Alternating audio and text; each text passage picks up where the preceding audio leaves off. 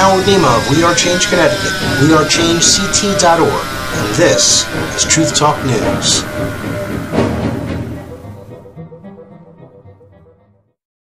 Hi, I'm Howard Nima of We Are Change Connecticut. I am the campaign coordinator for the state of Connecticut for the Robby Wells 2016 presidential campaign. Many of you probably have never heard of Robby Wells. Certainly the mainstream media is doing their best to quell any groundswell of grassroots support. But if you stand for liberty, freedom, and a restoration of the constitutional republic that we've moved so far away from, and the bankrupting of our nation by bankers and poor trade deals, Robby Wells is the man you want as your president. I know I want him as our president. And here is his platform. I want to bring back the manufacturing jobs. We've lost 4.5 million manufacturing jobs in the past 15 years strictly because of the North American Free Trade Agreement. I'm going to be pushing to repeal that agreement, which will be half the battle. The other half is to move to fair trade. In other words, goods that come into this country, we raise the tariff on those goods coming in so that we can actually compete with companies right here in America to make the same product. That's what we've got to do to bring these jobs back to America and bring these companies back to America. You can look in your closet right now. All of your clothes, you look on the tags, your clothes are made overseas, either in China, Indonesia, wherever, but it's not made in the United States anymore.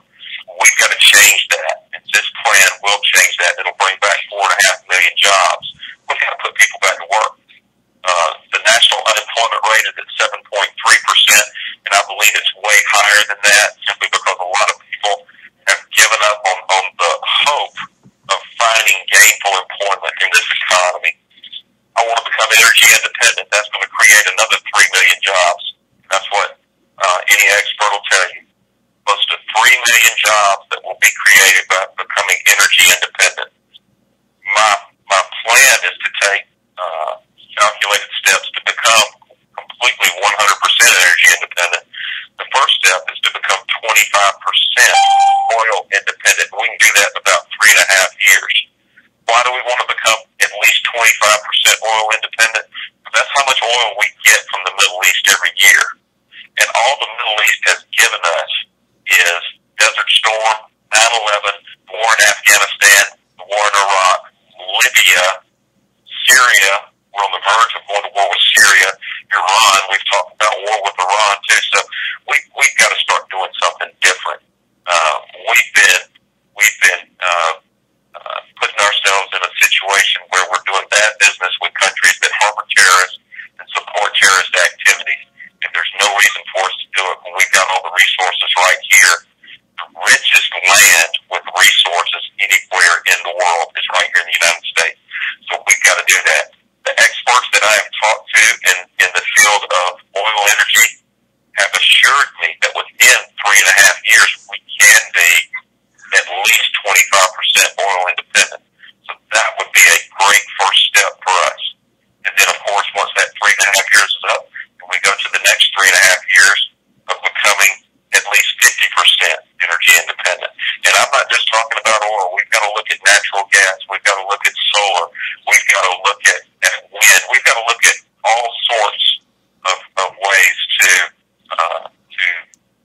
tap into our energy sources right here in the United States. I do want to bring our troops home as quickly and safely as possible from all over the globe. We've got troops and army bases literally all over this globe, and we've got a modern-day empire. Empires always fall if you look at history, so we've got to bring these troops home as quickly and safely as possible. The country of Iran, they don't like us very much, but we've got over 40 military bases that surround the country of Iran. Now, if Iran had 40 military bases surrounding the United States, we probably would not like them too much either. So we've got to bring these troops home. It's unconstitutional to have them on foreign turf anyway when we're not in war. So we've got to bring them home as quickly and safely as possible. And I do understand that there's certain places in the world where it's going to take a long time to get our army troops out of, such as South Korea. We're not going to get out of there anytime soon.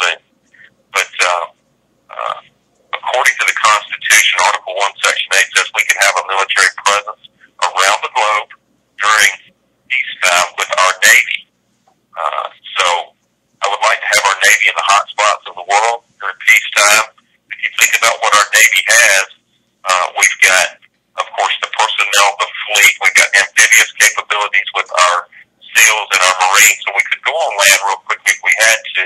But we've also got air support with our naval aviators. So we've got everything that we really need to do outside of the borders of the United States during peacetime with our Navy. Let's keep our Army right here as much as possible on our soil, train them hard. There's two things that will deter war, and that's a strong economy and a strong military. I believe in both, and that's what we've got to do. War is always an option, it is, but it should be your last option. I do want to overhaul the VA. What do I mean when I say overhaul the VA? We basically need about twice the amount of workers in the VA that we have right now. We've got some great people working in the VA. We just don't have enough of them to handle all the claims. So we've got to do a better job. We've heard some of the horror stories from Vietnam veterans that are still waiting for their claims to be heard. So we've got to do a good job. Stories that would actually bring you to tears, actually brought me to tears in Atlanta, Georgia, back this spring when I heard a couple of those stories from a couple of our Vietnam veterans. We've got to secure our borders. I do not believe that this immigration bill that they have right now, this amnesty bill, makes any sense. My plan is called Service for Freedom. And the reason I believe that we should have service for freedom is because we've got to look at the reason why we've got these millions of illegal immigrants in this country anyway. They're coming from Central and South America for the most part, and they're coming here because they're coming from third world countries. They're coming from poverty, trying to find a better life. The system, the way it's set up right now here in the United States, the reason they come in illegally is because they cannot afford financially to go through the process. It can be pretty taxing financially to become a United States citizen.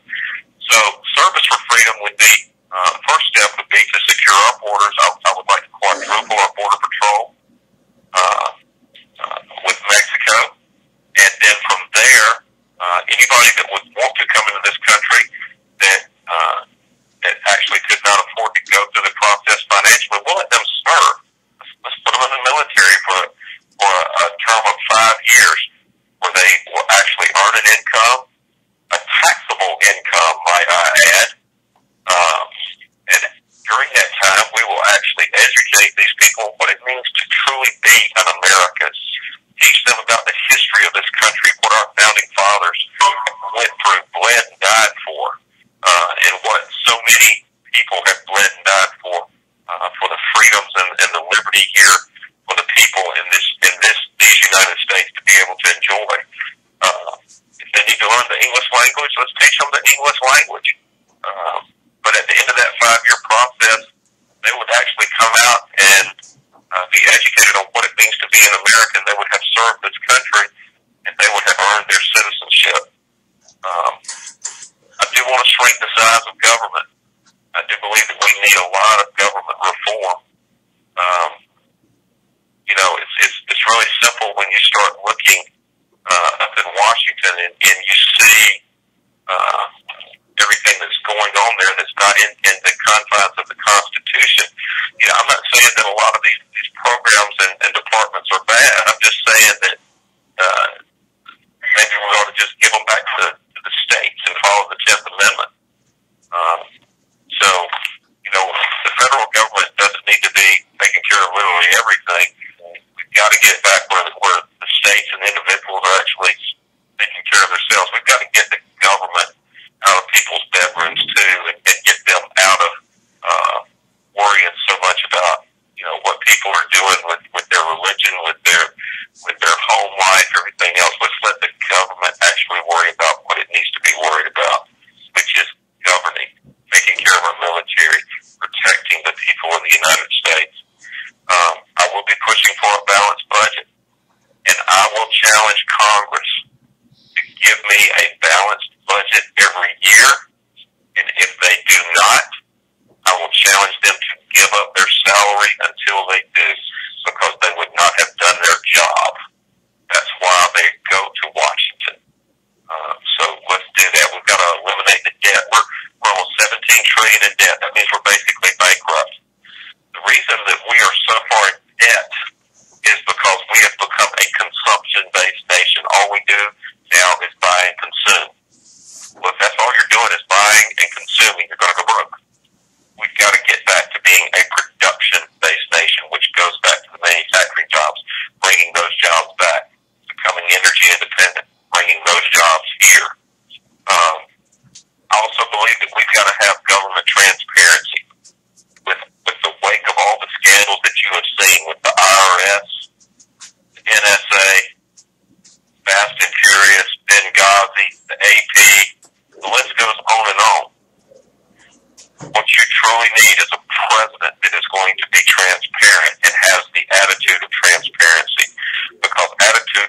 at the top of any organization, it will permeate its way throughout the entire organization.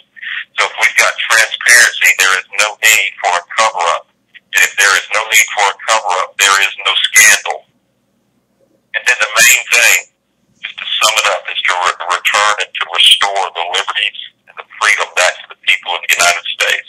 I will be pushing to amend the USA Patriot Act and the National Defense Authorization Act, because there's parts in there that actually take away from every citizen's Fourth Amendment right to due process.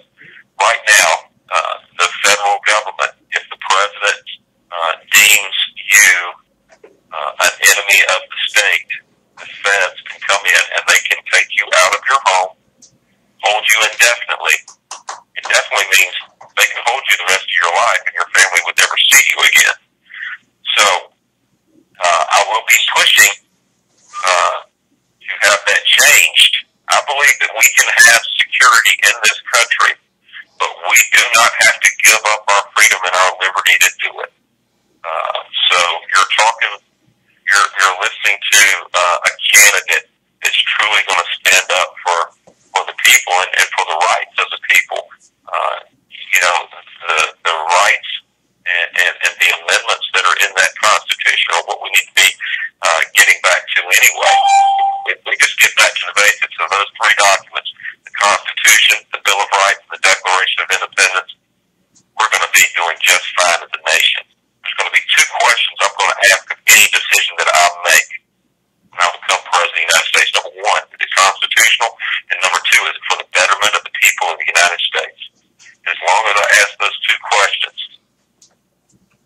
we're going to be okay as a nation. White, young or old, male or female, gay or straight, Democrat or Republican, Christian or Catholic, a Mormon or a Muslim, an agnostic or an atheist, or those of the Jewish faith. It's time to put those differences aside right now. It's time for us to start working together. It's time for us to show love and service to each and every American citizen so that we can right this ship. And it's going to take us doing that. See, the reason we have been working together is because the establishment has done everything they can to divide us. Because divided, we are conquered. Well, it's time for us to start putting down all of these differences, laying that aside, working together. The reason that we are so scared of each other is because we've not gotten used to each other and we haven't taken the time to get to know each other. We've got to stare down this fear with the face of courage. I say that all the time. So let's come together. Let's start working together. Thank you for each and every one of you for being on this call, for what you do for this campaign, what you do for this country. May God bless each and every one of you and your families. May God bless the United States.